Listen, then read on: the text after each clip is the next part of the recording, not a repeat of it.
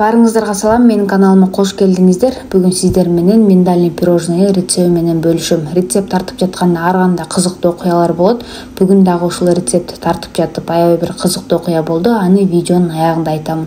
Ал эми сиз болсо менин каналыма катталып, лайк басканды унутпаңыз. Анткени эч бир кондитер айтпаган рецепттер жана ошондой эле пайдалуу маалыматтар менен бөлүшөм. Бардык керектүү азыктарды даярдап алабыз. Бизге миндальная мука, сахарная пудра, анан белок керектелет. Жумурткаңыз сөз комнатный температурада болушу шарт. Бул жерде сахарная пудра бирөө, миндальная мука үчүн, бирөө белок үчүн. Бардык азыктарды ченеп даярдап алгандан кийин биринчи эле форманы даярдайбыз. Бизге ушундай форма керектелет. Менде диаметр 10 диаметр, 8 диаметр болсо дагы болот. Андан кийин ушундай тешикчелери болбосо дагы болот.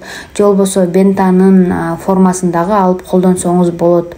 8-10 сантиметр болсо болот. Андан кийин ушундай пергамент кагазын астына төшөп алып, дагы формага лайыктап пергамент кагазын кесип даярдап алабыз. Миндальный пирожныйды баштайбыз. Биринчи эле бир чашкабызга миндальная мука, сахарная пудраны кошуп, экөө жакшылап бириккенге чейин аралаштырып даярдап аласыздар. Белокту чалабыз. Биринчи эле миксердин жайылдамдыгына белок агаранга чейин чалып алабыз. Андан кийин сахарный пудраны кошуп, меренга болгонго чейин 2-3 минутта чаласыздар. Меренга болгондон кийин табаңыздарды которгондо меренга төгүлбөй турган акыбалга чейин чаласыздар. Даяр болгон меренгабызды алдын ала даярдап алган миндальный муканын үстүнө кошуп, экөөнү жакшылап аралаштырып аласыздар. Чалып аралаштырып салбаңыздар, астынан үстүнө көтөрүп аралаштырасыздар. Даяр болгон массабызды кондитерский мешокко салабыз. Кондитерский мешоктун астына ушундай насатканы салып аласыздар. Вупи пайга колдонгон насатканы колдонсоңуздар болот. Андай насатка жок болсо, кондитерский мешоктун оозун толук кылып кесип алып колдонсоңуздар дагы болот.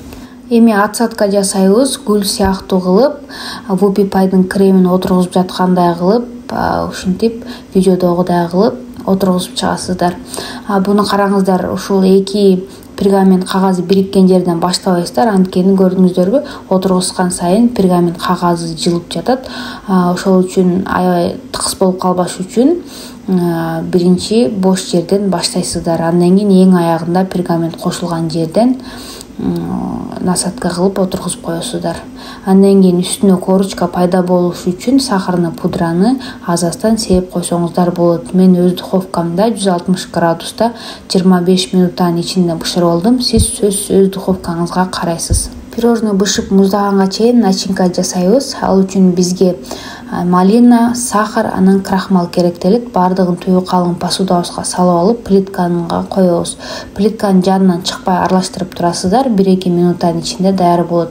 Малинанын суусу тартылып, ушинтип коюу болуп жатканда ала берсеңиздер болот. Сөзсүз үстүн ушундай пакетик же болбосо стрич пленка менен контакт жабып муздатасыздар.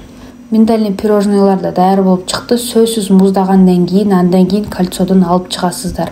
Кольцодон оңой эле чыгат. Андан кийин ушундай пергамент кагазын алып таштайсыздар. Анан крем жасайбыз. Бизге творожный сыр, сливки, сахарная пудра, анан фисташковая паста керектелет. Биринчи эле творожный сыр менен фисташканы жакшылап аралаштырып аласыздар.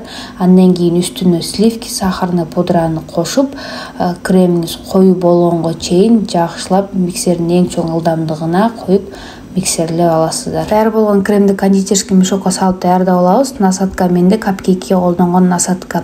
Андан кийин кызыктын баары ушул жерде башталды.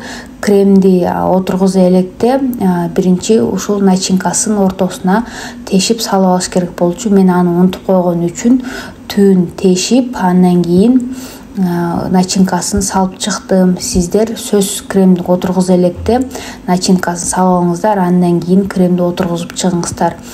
Рецепт тартып жатканда ар кандай ушундай кызыктуу окуялар болот. Аны дагы жабып жашырбай сиздер менен бөлүшүүнү туура көрдүм. Мына мен ушул жерден начинкасын унутуп койгон болчумун. Кремди ушинтип видеодогудай кылып отургузуп чыгасыздар. Тоголок кылсаңыздар болот.